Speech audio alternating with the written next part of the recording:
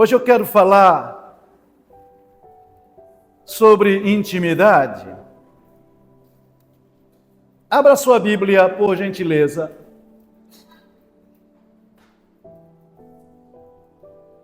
Num dos textos mais conhecidos que nós temos,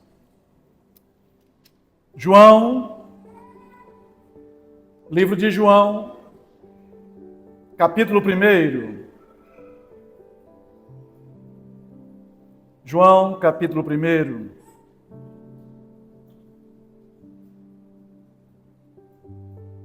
No princípio era o Verbo, e o Verbo estava com Deus, e o Verbo era Deus.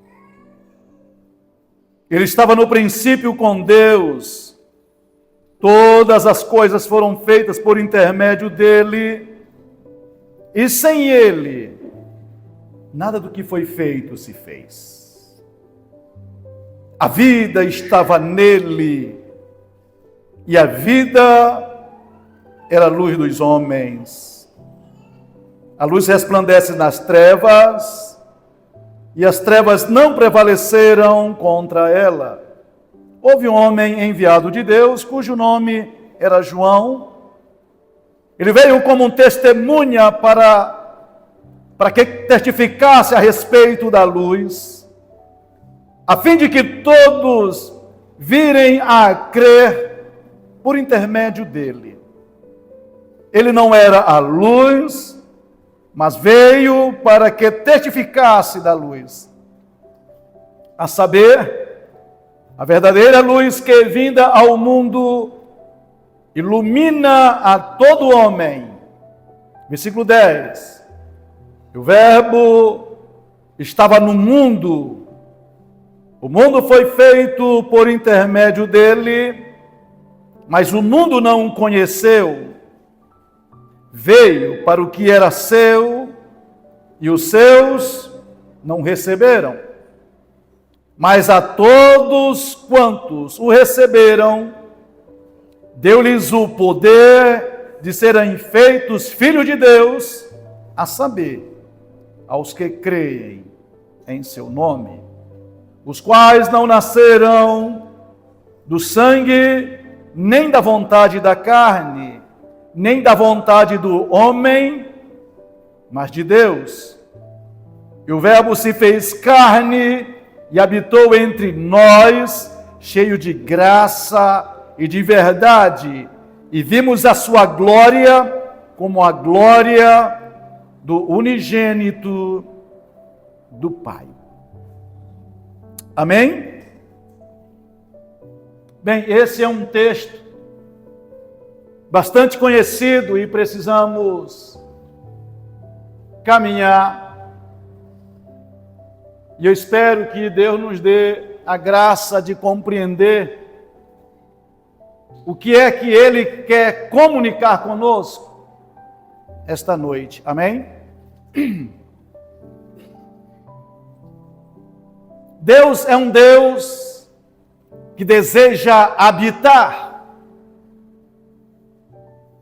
com as criaturas que Ele fez, que é obra das suas mãos, e tudo Ele fez pensando num ser que Ele ia fazer para se tornar o lugar onde Ele próprio iria habitar. Então nós sabemos que Ele fez todas as coisas, Ele cria um Éden, e coloca no último dia da criação, Ele faz o homem e coloca naquele lugar que Ele chama de Éden. E depois ele faz o homem, e a primeira coisa que Ele vai fazer depois que fez o homem, Ele vai descansar. Aí eu posso pensar que a primeira coisa que Deus fez com o homem foi tirar um dia para que este Adão pudesse passar um dia de descanso com ele. Ou seja, antes de Adão dar nome aos animais e cumprir o propósito pelo qual ele nasceu, Deus disse assim: eu vou fazer um sábado para nós passarmos juntos. E depois que ele passa aquele dia junto com Adão, Adão sai dali e vai cumprir o mais profundo propósito que ele jamais imaginou. Então pensem comigo, quando Deus faz o homem, ele faz um lugar para que ele viesse todos os dias para estar com este homem. E antes disso ele passa, como disse, um final de semana com este homem, logo no início da caminhada. O homem peca, e Deus então cria um lugar que ele chama de tabernáculo, para ele habitar com os homens. Depois do tabernáculo, ele manda fazer um templo, e o templo também é um lugar onde Deus vai habitar. Aliás, quando Davi ele conquista Sião, que é a cidade de Davi, ele dedica aquela cidade a Deus, e Deus passa a habitar em Jerusalém. E se vocês forem ler a Bíblia com um pouco de cuidado nisso, você vai ver que Jerusalém é uma cidade dedicada para Deus. Depois você leia o Salmo 48, e você vai entender o que eu estou dizendo. Mas depois, porque eu quero seguir. Depois que Deus fez todas essas coisas, ele viu que ainda não estava da forma como ele queria. Então Deus diz assim: bem, eu fiz um jardim, mandei fazer um tabernáculo, mandei fazer um templo, mas agora eu resolvo mandar o meu filho para ser minha habitação na terra, para que os homens saibam como é que se vive com Deus.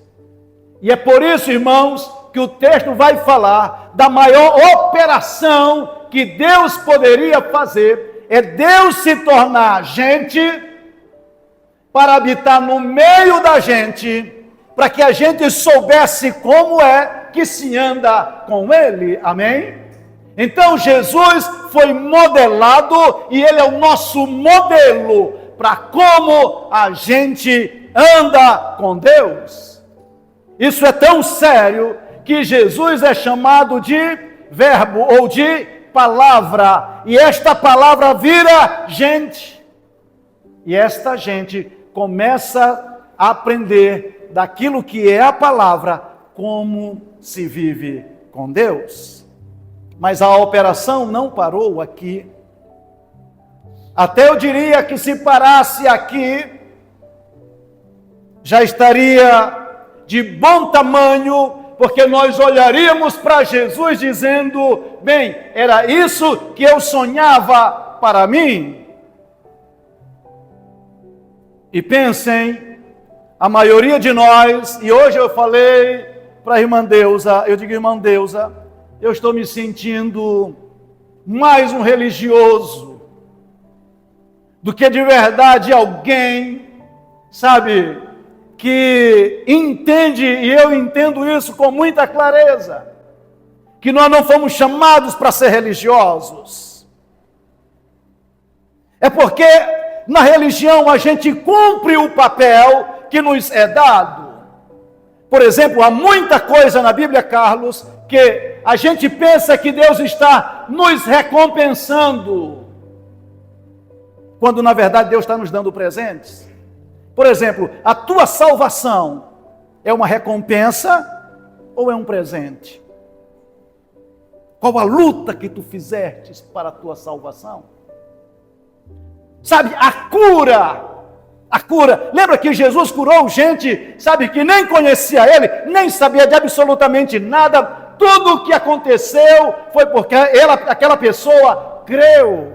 E às vezes, na nossa relação com Deus, a gente baseia-se na recompensa. Então, se a gente faz alguma coisa, a gente pensa que Deus vai nos recompensar, e tudo que a gente faz é esta roda viva, sem entender o que é a graça de Deus. Estão me entendendo, amém? Então, às vezes, irmãos, a gente não vive pela fé na graça de Deus, a gente vive muito mais por méritos, achando, porque nós fizemos determinadas coisas, Deus é obrigado. Aliás, eu vi um líder religioso que vocês conhecem muito, mas vou dizer o nome dele, que ele diz assim: olha, já que você deu o seu dízimo, Deus é obrigado a cumprir o que ele disse. Então nós estamos fazendo Deus parecido como o dono da boca. O camarada paga e recebe a droga. Estão me entendendo? E às vezes a relação é exatamente isso. Então eu fiz isso, Deus é obrigado. Escutem, Deus não é obrigado a fazer absolutamente nada por mim e por você. O que Ele faz é pura graça. Amém? Mas, irmãos, como disse, se nós olharmos para Jesus e ver Jesus, aquele que é cheio do Espírito Santo, onde Deus habitou nele, e a gente olha para o modelo e dizer assim, que coisa linda, maravilhosa, já estava de bom tamanho. Mas escutem, o Evangelho, ele é a porta da intimidade com Deus. Vou dizer de novo, o Evangelho, ele é a porta da intimidade com Deus. É porque Jesus veio e abriu um caminho. Amém? Aliás, ele disse: eu sou o caminho. Eu já li o texto já para vocês? Já li. Tá, o livro de João. Vamos lá. Abra comigo Hebreus, livro de Hebreus, capítulo 4. Eu espero que cheguemos no lugar que Deus nos chamou esta noite.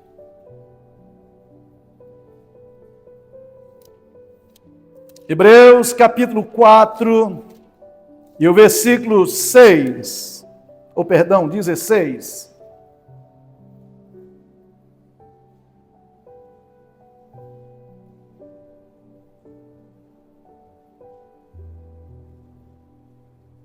Acheguemo-nos, portanto, confiadamente, junto ao trono da graça, a fim de recebermos misericórdia e acharmos graça para socorro em ocasião oportuna. Escuta, o texto está dizendo bem claro que ele deseja que a gente tenha um encontro com Ele. E não só qualquer encontro. Aliás, o escritor aos Hebreus diz: ei, entrem com confiança, não tenham medo. Pastor, mas deve ser muito caro. Escuta, Jesus já pagou o preço. Amém? E o preço foi o sangue derramado na cruz, e por isso ele está dizendo: ei, você não precisa ter medo de um encontro profundo com Deus. Ele não está dizendo assim: olhe para Deus distante, ele diz: entre diante do trono dele. Estão me entendendo? Entrar diante do trono não é ficar longe, ele está dizendo: venha para perto. Não tenha medo, porque os teus pecados foram cancelados. Ele pagou a dívida com o seu sangue, e por causa disso, irmãos, escutem-me, em nome de Jesus. A maioria de nós, talvez ficássemos como Israel, no dia em que Deus apareceu no monte, vocês lembram? O texto diz que desde manhã Houve então trovões, relâmpagos, o monte tremia e fumegava, e o povo ficou apavorado.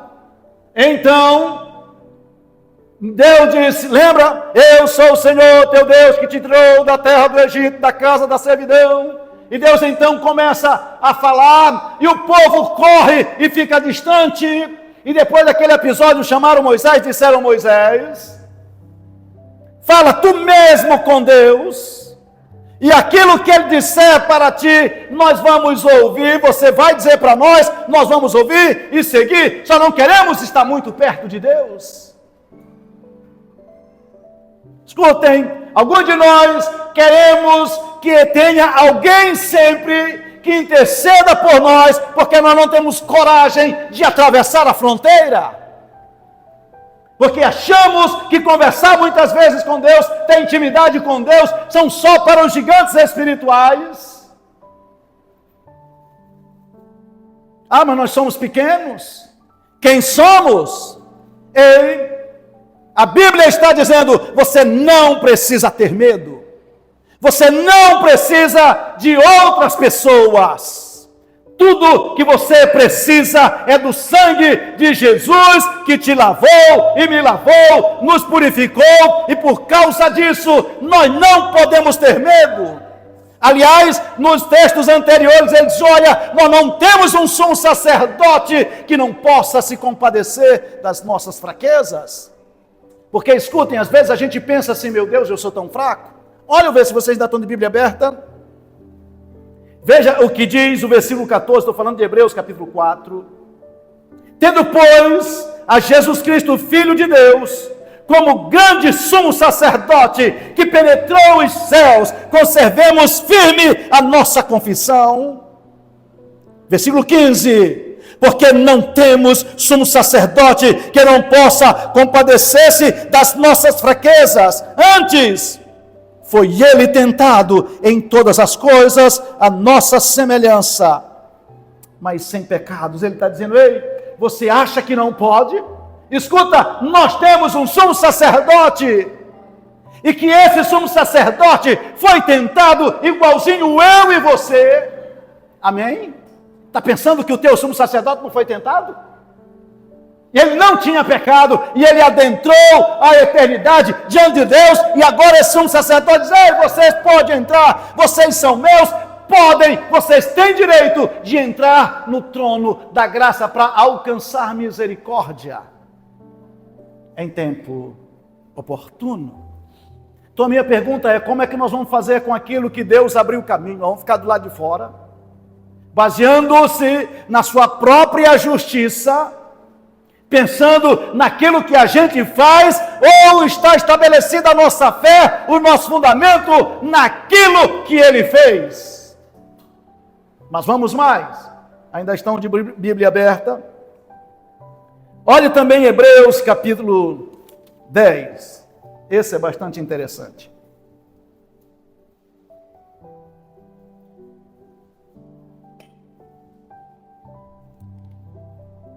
Capítulo 10, versículo 19.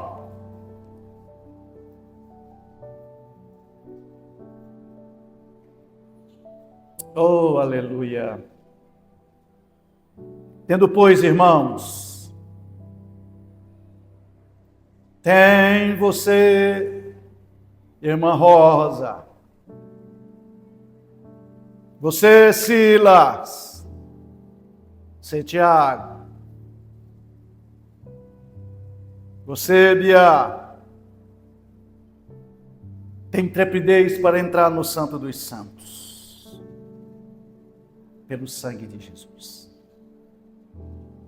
pelo novo e vivo caminho que Ele nos consagrou pelo véu, isto é, a sua carne.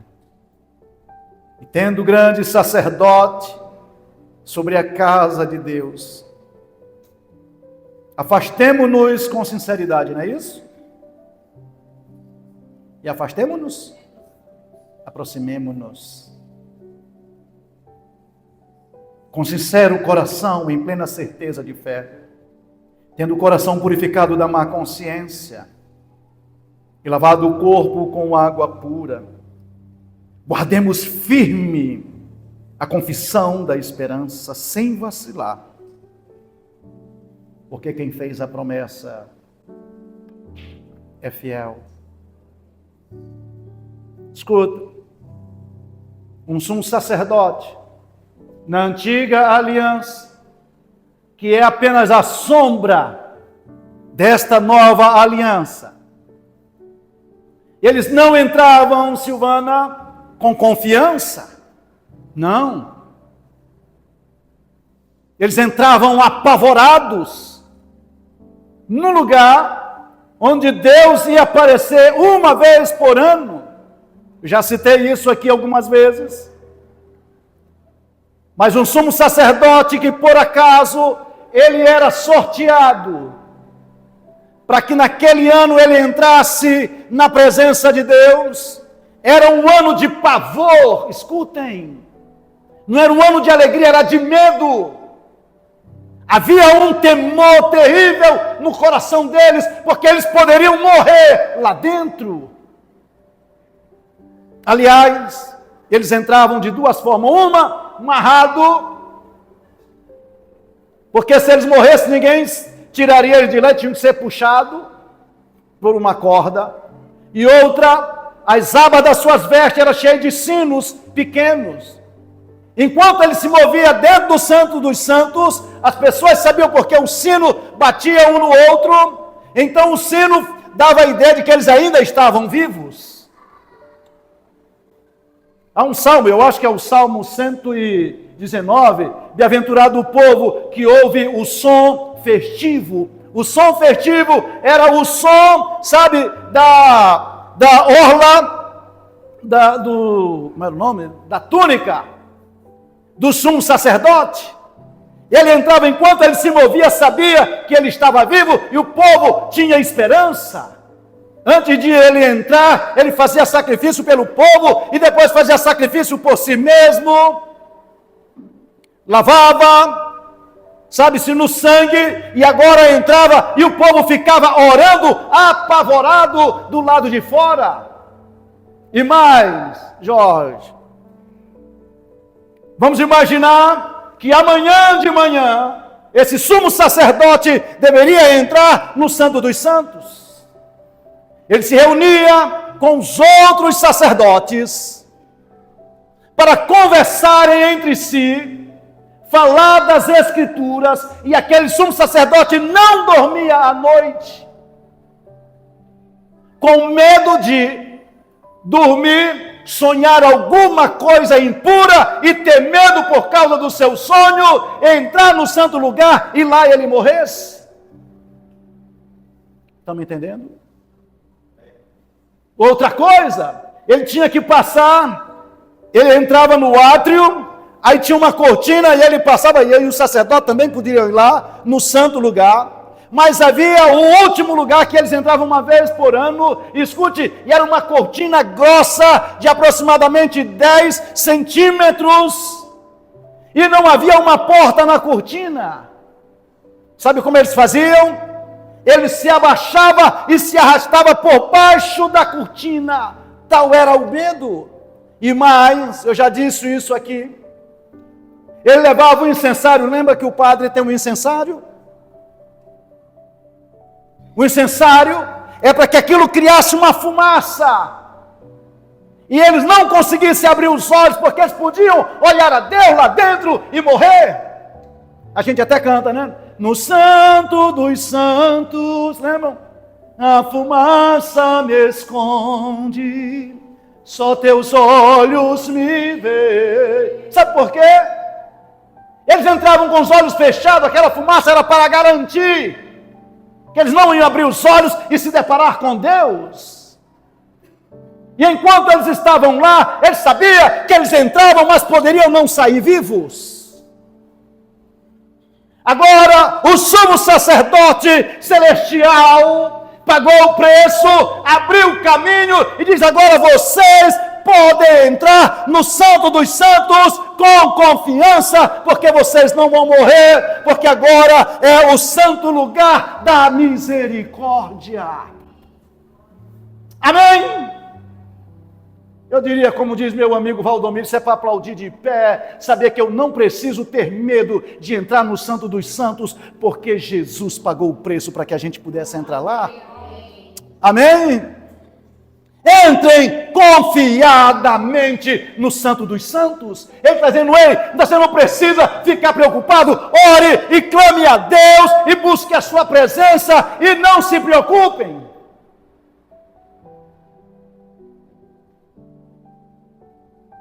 Mas vamos lá.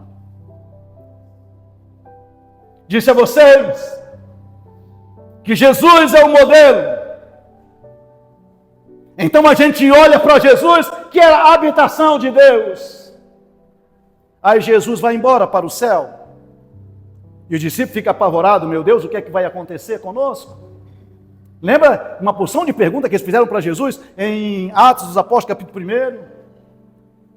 E eles até começaram a perguntar para Jesus sobre quando seria que ele restauraria o reino em Israel. Lembram disso? Capítulo 1. Senhor, quando restaurarás o reino em Israel? Jesus disse, rapaz, não se compete isso a vocês, não. Mas recebereis poder ao descer sobre vós o Espírito Santo, semeis testemunha, tanto em Jerusalém como em toda a Judeia e Samaria e até os confins da terra. Vocês lembram disso? E um dia que a gente chama dia de Pentecostes, dia da festa, então o Espírito Santo veio. E aquilo que Deus, irmão Jesus, tinha planejado antes da fundação do mundo, agora começa de verdade a se espalhar. Ei, Jesus era o unigênito do Pai, amém? Agora ele deixa de ser unigênito para se tornar o primogênito. O primeiro, que se tornou a habitação de Deus na terra. Agora, quando o Espírito Santo veio, ele veio para habitar também em nós, amém? Sabe por que você e eu não precisamos ter medo de entrar no Santo dos Santos? Porque Deus fez de nós a sua habitação. Escutem. Quem de nós aqui é corpo de Jesus? Levante a mão. Eu fiz uma pegadinha, nenhum de nós. Porque de Jesus está falando do homem. Mas todos nós somos corpo de Cristo. Amém? Está falando do espiritual. Cristo é um ungido. E ungido de quem? De Deus. Cristo é unção, e a unção que estava nele, agora está em nós. Amém? Vocês entendem? Que nós somos o corpo de Cristo na terra, e não poderíamos ser diferente, porque Deus não habita, sabe, primeiro em templos feitos por mãos humanas. Jesus é o cabeça. Amém? Há um texto, Cláudio, que eu penso seriamente todas as vezes que eu leio ele. É que Paulo, escrevendo aos Efésios, capítulo 1, nós vamos chegar lá, meus discipulandos. Ele diz que Deus o constituiu, Cristo, como cabeça de todas as coisas.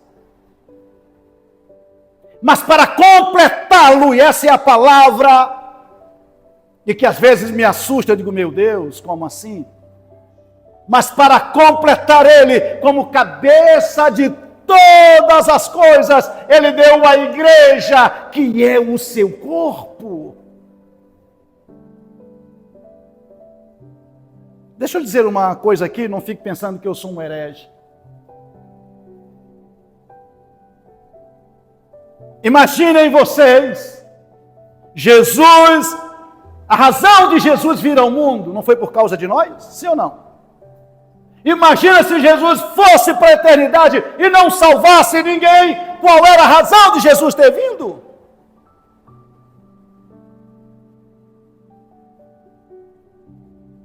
Sabe, Jesus veio e como cabeça, como autoridade sobre todas as coisas, Deus diz assim: eu vou levar a cabeça para o céu, mas eu vou deixar o meu corpo na terra, porque eu ainda quero habitar na terra.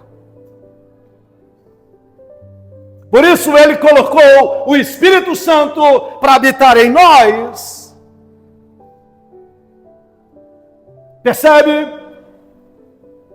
Paulo escrevendo aos irmãos de Coríntios, ele diz: um homem que se junta a uma prostituta, torna-se uma carne com ela. Mas que se junta a Deus, oh aleluia, torna-se um espírito com Ele. Márcio, esse é o projeto de Deus. Não é a gente olhar para Jesus do lado de fora, mas é olhar para nós e perceber que o meu Espírito, por isso que o meu Espírito de Deus testifica com o nosso Espírito, porque nós somos filhos de Deus, amém? Irmãos, se tem alguém que o Espírito dele não testifica que ele é filho de Deus, na verdade ele não tem um Espírito de Deus. Mas todos quantos receberam, deu-lhes o poder e o direito de serem feitos filhos. E se somos filhos, como é que diz Romanos capítulo 8, pastor Nonato, logo também somos herdeiros. E herdeiro de Deus e co-herdeiro com Cristo. Deixa eu ver minhas anotações aqui. Eu vim orando o Jesus do céu. Vamos para João. Esse é um texto que todos vocês conhecem. 1 João, não é o João que nós lemos no início. É a carta de João, lá perto do Apocalipse.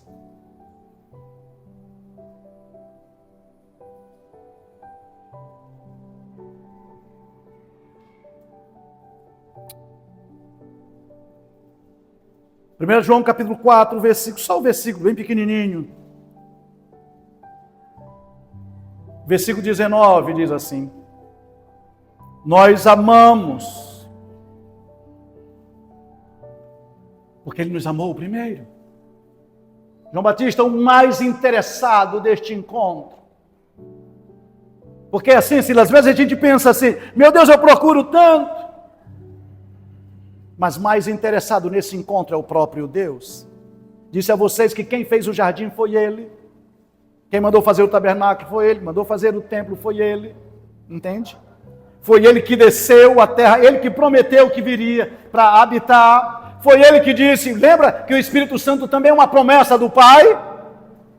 Foi alguém que pediu? Não, foi uma promessa que Ele deu.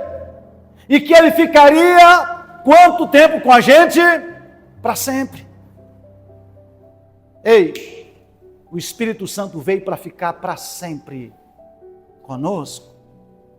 E o texto está dizendo assim, irmã Deusa: nós amamos, é verdade, mas nós somos puxados primeiramente por Ele. Você pode até não acreditar, mas Ele te ama. Independente do lugar onde você esteja, dependendo do que te aconteça, eu e você somos objetos do amor de Deus. Eu estou te dizendo que Deus não quer alguém que apenas olhe para Ele, porque é assim, irmã Rosa, olha, tem gente que olha para Deus como um servo, e não está errado ser um servo. Mas lembra, na última semana de Jesus na terra, Ele disse: eu não vou mais chamar vocês de servo, não. Porque o servo não sabe o que faz o seu Senhor, mas vocês sabem. Eu vou chamar vocês de amigos. Deus disse: olha, eu vou dar um nome para vocês acima de filhos e filhas. Ele está dizendo assim: olha, quem mais se importa com o encontro contigo sou eu. Lembra, irmão João, quando você gosta daquele texto, né? Parece que você, quando Jesus disse: vocês que são maus, sabem dar boas dádivas aos vossos filhos, quanto mais Você está pensando que Ele não está querendo te dar? Te dá presentes. Às vezes Ele nos recompensa. Entendeu? Porque se você faz alguma coisa, e inclusive, eu acho que é Romanos capítulo 4 que fala sobre Abraão, né? Que creu, ele diz, olha, também tem a questão da recompensa, né? Se você faz alguma obra, quando você faz alguma obra, você tem a recompensa, mas nesse caso aqui, não é obra, ele só apenas creu, isso foi imputado como justiça. Sabe por que muitas vezes a gente não tem coragem de pedir as coisas para Deus? Porque a gente acha que não merece. E quem foi que disse que tu merece? A questão não está no merecimento. Porque se você acreditar no merecimento, você está acreditando em você. O que você precisa acreditar é na graça. Eu não mereço. Mas a graça dele me alcançou. E é por isso que ele vai me dar o seu presente. Amém? Então não tenha medo de pedir as coisas para o Senhor. Ah, pastor, eu sou tão fraquinho. Lembra do sumo sacerdote que nós acabamos de ler?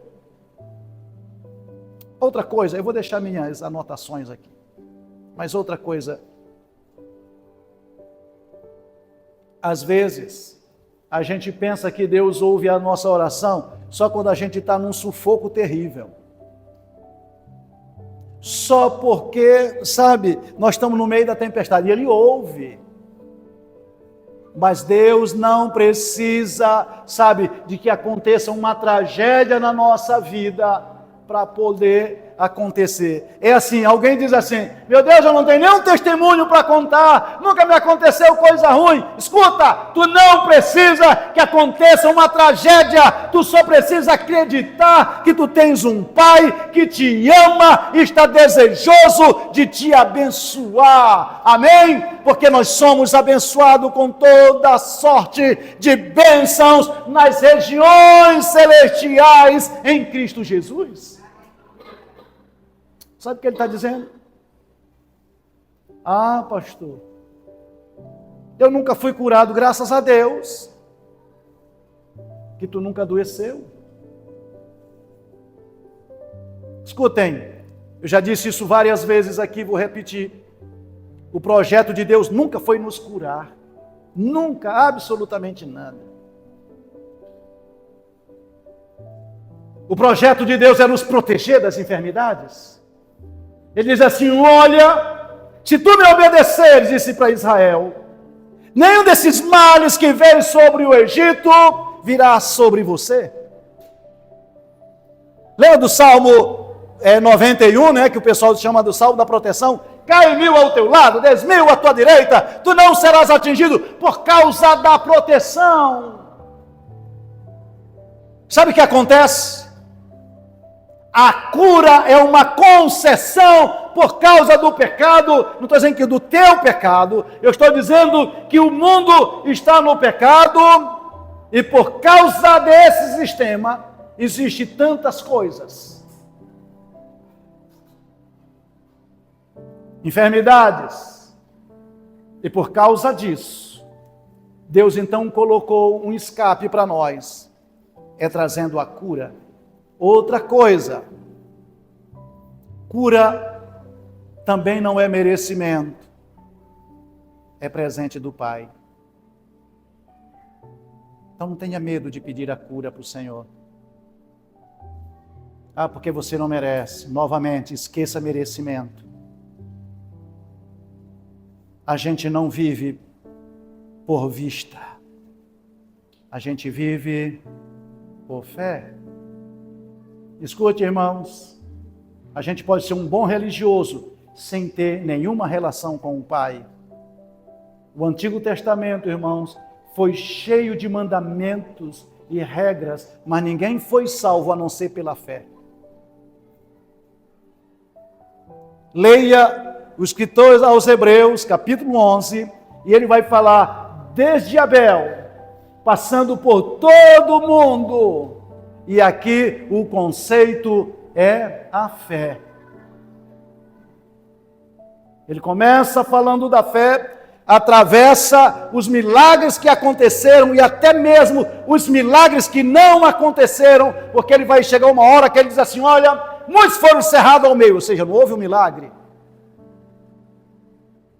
Uns morreram, outros tanta coisa, mas a fé deles foi que os justificou. Eu estou dizendo para vocês que na época da lei, as pessoas eram justificadas pela fé. Imagina no nosso tempo. Então a pergunta, não está na hora da gente viver pela fé? Da gente crer mais na graça de Deus, que está ao teu alcance, na tua boca, no teu coração. Irmãos, eu estou dizendo a vocês, eu estou cansado dessa vida religiosa, ser um relacionamento profundo com Deus, de intimidade, de falar com o Pai. A gente acorda, nem lembra dele. A gente passa o dia, não lembra dele. A não ser que aconteça um problema. Eu estou dizendo, nós não precisamos de um problema para o nosso Pai, sabe, intervir na nossa vida. Escuta, se ele habita em você, Romano vai dizer assim, olha, se ele que não poupou o seu próprio filho, o que mais ele não fará? Se ele não poupou Jesus por causa de você, eu te pergunto, se Deus, ao invés de matar você, matou o seu próprio filho, para que você não morresse, a pergunta é, será que ele não pode fazer o milagre que você precisa? Você merece a morte de Jesus? A morte de Jesus foi um presente de Deus para nós. Ah, Jesus me salvou porque eu mereço. Tu merecia Jesus morrer por ti. Tu tens certeza disso? Quem sou eu? Quem é você? Tudo acontece porque Ele nos amou, por causa da graça dEle. Então, se a tua salvação não é por merecimento, a tua cura, a tua bênção é por causa de merecimento? Não, irmãos, é pela fé. O justo viverá pela fé. Está na hora da gente buscar intimidade com o Espírito Santo, para entendermos o que é que Ele quer falar conosco, o que Ele tem para nos ensinar, nos direcionar, nos abençoar. Irmãos, eu vou encerrar com esta palavra e, por favor, guarde isso no coração. Há um peso no meu coração, de verdade, que eu venho pensando isso, irmão João, faz tempo. Porque me parece que o convite de Jesus ficou pela metade para nós. Quando Jesus, vinde a mim todos vós que estáis cansados e sobrecarregados, eu vos aliviarei. Tomai sobre vós o meu jugo e aprendei de mim que sou manso e humilde de coração, e encontrareis descanso para vossas almas. Sabe o que me pesa o coração? É que Jesus disse, se vocês vierem a mim, os cansados e sobrecarregados, eu vou aliviar. Sabe o que me deixa angustiado? É que eu conheço uma porção de crentes cansados e sobrecarregados. Uma alma cansada. O que me angustia é de ver, irmãos, e me entendam em nome de Jesus, pelo amor de Deus. Não estou falando que você não tem fé e que isso é o diabo te perturbando. Mas imagina o que tem de crentes que dizem ter o Espírito Santo, irmãos, e vivem em depressão profunda. Será que aquilo que Jesus disse, vinde, sabe por que isso não é uma questão do Espírito, é uma questão da alma? Jesus não estava dizendo que ele aliviaria o Espírito, porque o Espírito teria que nascer. Quem não nascer da água e do Espírito, não poderia ver o reino dos céus. Eu estou dizendo que Jesus chamou e disse, vinde a mim vocês que estão cansados, sobrecarregados, eu vou aliviar vocês.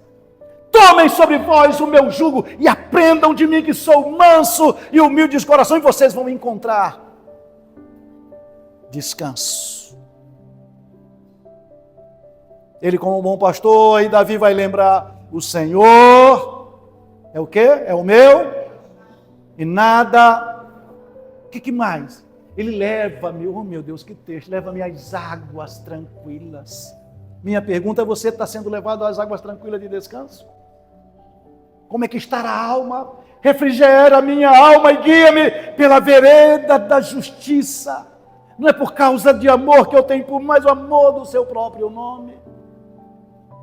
Ele sabia que uma hora a gente andava pelo vale da sombra da morte, e Davi disse, ainda que eu ande por ele, eu não temerei mal nenhum, porque tu estás comigo. Deus, irmãos, quer restaurar a nossa alma, tirar as nossas dores. Eu não estou falando da vida, não estou falando da sua salvação, mas ele começa na salvação, porque o Evangelho é isso que eu estava falando a vocês ainda há pouco. E a porta da intimidade que a gente tem com Deus.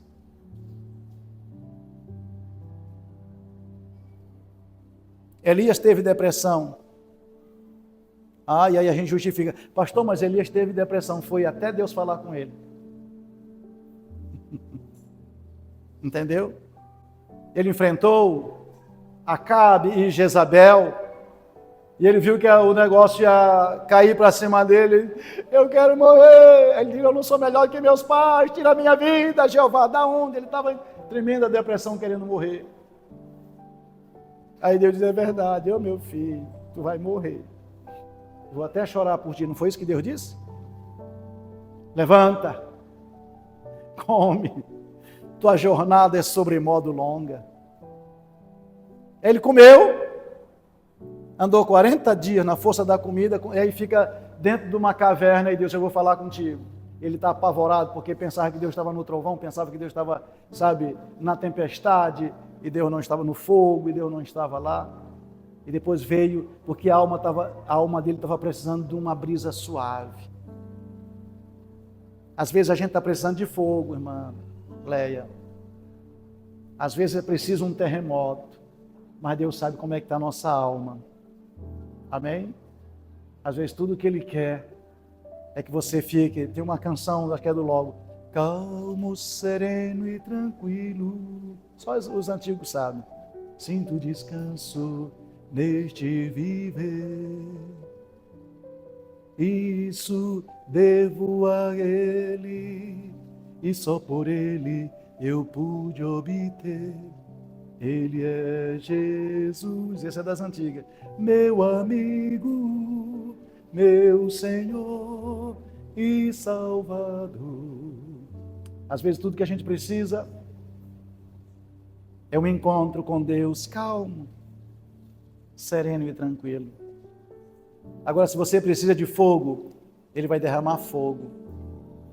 Se você precisa de um terremoto para revolver tudo, para ouvir a sua voz, Ele vai fazer. Mas o que Deus quer, irmãos, relacionamento e intimidade. Não fique longe. Chegue com confiança ao trono da graça. Chegue com confiança no Santo dos Santos. Ele não vai te matar.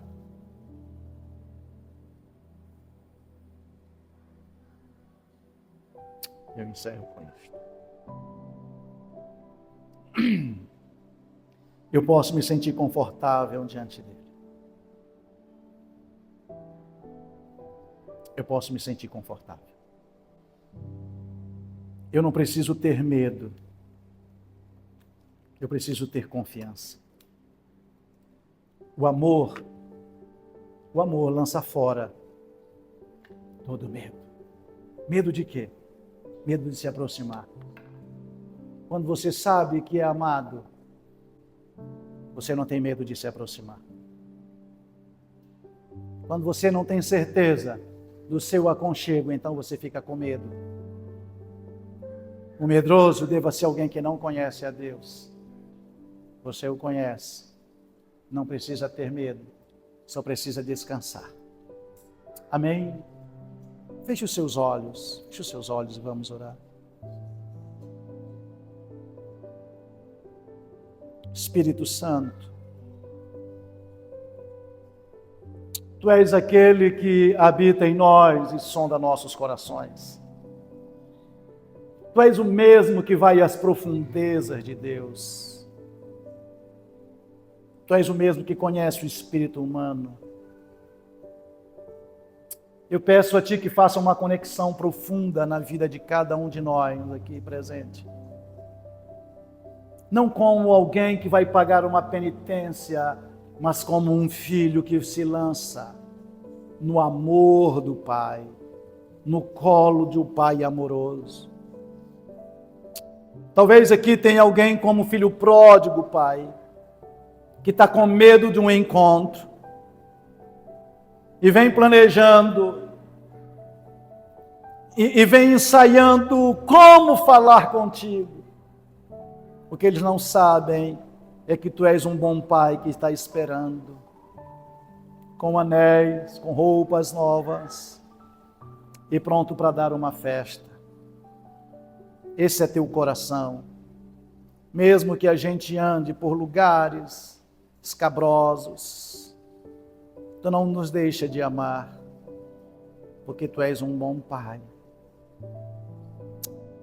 Que nós tenhamos esta mesma graça de permanecer na Tua presença e poder confiar inteiramente no Senhor. É o que eu oro a Ti esta noite por cada um de nós. Em nome de Jesus. Amém.